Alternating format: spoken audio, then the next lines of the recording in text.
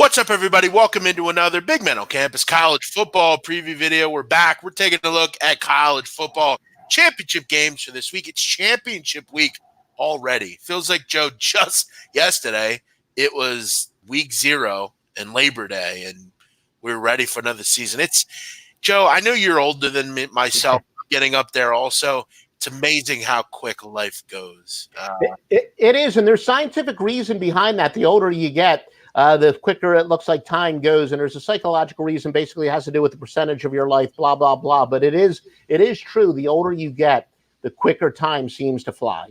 Amen on that. Let's take a look at the American. We've already looked at the Pac-12 title game and the what was the other game when we looked? Big 12, Oklahoma, yeah. Baylor. Let's take a look at Memphis and Cincinnati. Memphis 9.5, total 57.5. Joe, these teams just played on Friday. Memphis won 34-24. Obviously, if Cincinnati were to won, I believe Navy would have been in this title game. But Cincinnati did lose the game. Keep in mind, Desmond Ridder did not play in that game, Joe, for Cincinnati. Their quarterback, Ben Bryant, who actually played pretty well. He did have 2 interceptions. But it looks like Ridder will be back for this game, which – look, again, if you're going to give me 9.5 points with Ridder back, I'm interested. I think these two teams are really similar. I look at defensively, though. Joe, at the end of the day, I feel more comfortable with Cincinnati. I think they're more likely to get a stop. I love Michael Warren, the running back. And, look, in a battle with 2 real good coaches, Fickle and Norvell, give me Ridder. I think Ridder showed really all season that he was able to take the next step. I do have Cincinnati, Joe, at 6-1 to win this conference. Wow. So I'm sitting pretty good right now. As far as hedging, obviously I think I'm going to have to do more of some kind of live bet. But I am happy with also maybe doubling down on Cincinnati here, plus 9.5. I think this number's too high. Joe, why is this number 9.5 with Ridder coming back? Doesn't make a lot of sense to me. I know it is a road game, and I know Memphis is obviously a high-level football team, but this just seems like too many points. You also look at the fact that this year, I know Memphis has been good in the favorite role, but this is a Cincinnati team that has put up 30 points a game on the road. Defensively, they've been pretty damn good also. I'm going with Cincinnati here.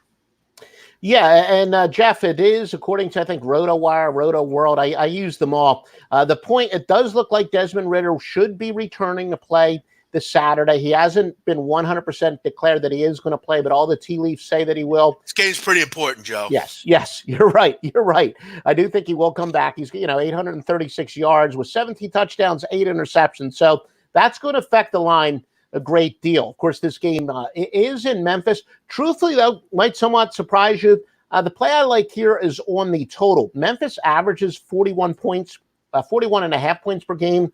Sets up a pretty good situation. Essentially, what it says is when you have one high-scoring team, but the total is not exceptionally high, the game does go under at a 758, 603, and 41 overall rate, including 39 and 17 in non-regular season games. Now, I realize from a technical standpoint, the NCAA does consider this a regular season game, but from a handicapping standpoint, the non-regularly scheduled regular season games, it goes under at an even higher rate. I alluded to this in one of the other videos we did. We've got a few rematches this year. There is no advantage as far as a team in same season revenge. It's 31-31 all time in Division I AA. The one thing I did find, and you could argue this is kind of random chance because there's only 7 games involved, but when there is a same season rematch and there's less than 20 days between the games, the underdog, regardless of whether they won or lost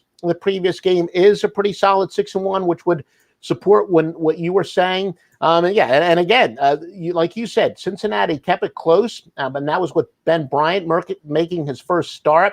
So this is kind of like one of the other games we talked about where Baylor kept it close, and yet they're the big underdogs. If I had to pick a side, I would agree with you on the Bearcats, but I think that's a really nice system, and it makes a lot of sense because I think some people are going to say, look, Memphis is such a high-scoring team. The total's not that high. They're going to think about betting the over. and therefore one of those counter. So many of my sides and total systems are counterintuitive, and this is kind of counterintuitive where it says a team with a that's a very good offensive team, but not a very high total generally goes under.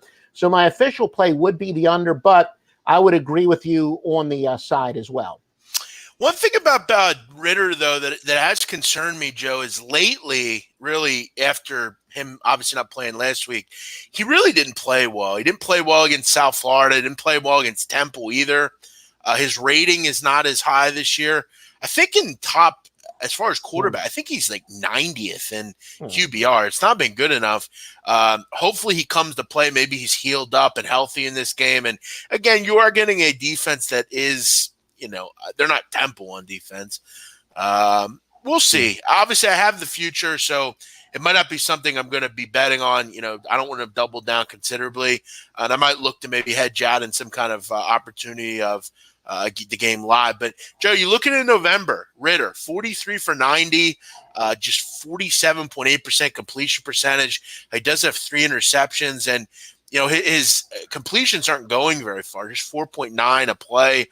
He's got to look to throw the ball downfield. Hopefully the run game can work a little bit here.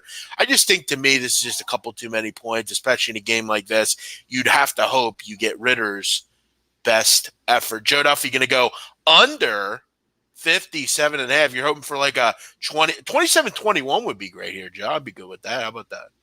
27-21. Yes, that would definitely had to do the math in my head. Yes, I'd be quite happy with 27-21.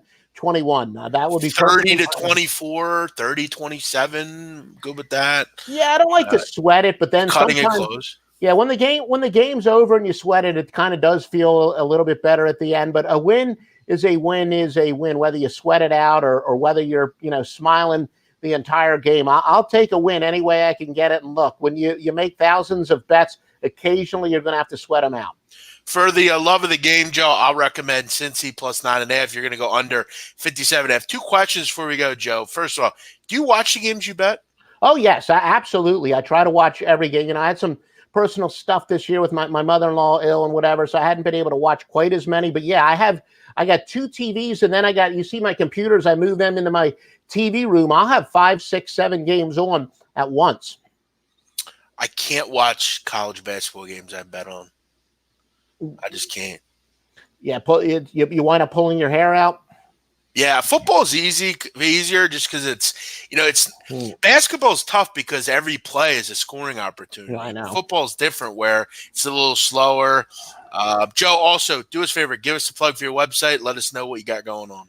Yes, thank you, sir. Actually, I'm 53-28 football run, 26-11 in the NFL. Rare case we'll have the side and the total in the Thursday night game. Working on all the weekend stuff. Going to have the Pac-12 up as well, and definitely going to have a lot of weekend stuff. Haven't finalized all my plays, but a big weekend is in store, and it's been a heck of a year at offshoreinsiders.com.